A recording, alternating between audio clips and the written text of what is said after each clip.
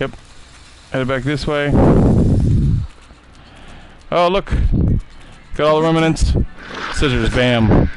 So now it's going to start up again, do its own little thing with the nurse, give it a little story, and that's how it basically goes throughout this game. This is basically the whole game itself. You're watching as it gets played completely over and over again.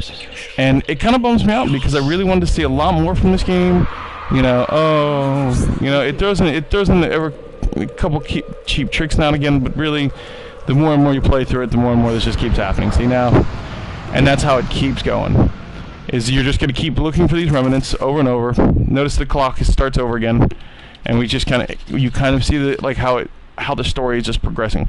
So it seems to have a pattern of where it says partial story, explain it to you. I mean, like, there's no real threat. You know, the clock isn't really running at this time because these are the blue letters. You know, these are the letters you first start, you know, kind of getting an idea of the story, figuring things out, and it kind of makes it, you know, a little weird.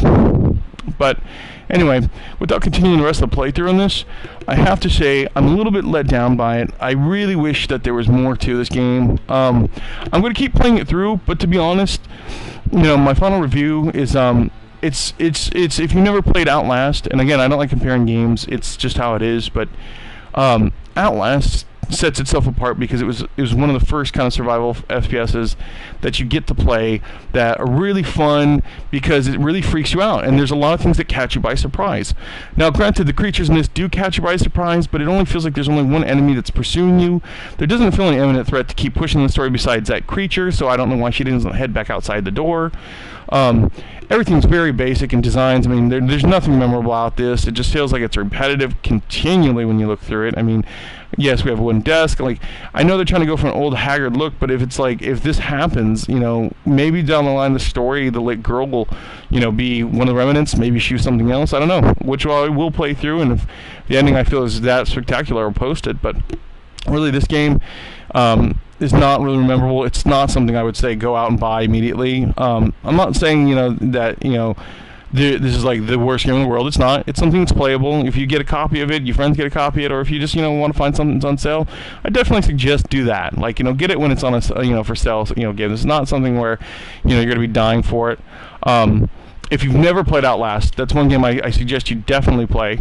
Go check it out. I actually did a playthrough earlier with it. I'll keep playing it because I haven't, you know, beat them all.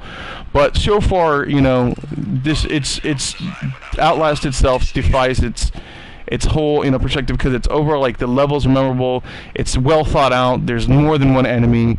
It's very intense at times. It's like you're questioning. It's almost like if you were in the game yourself.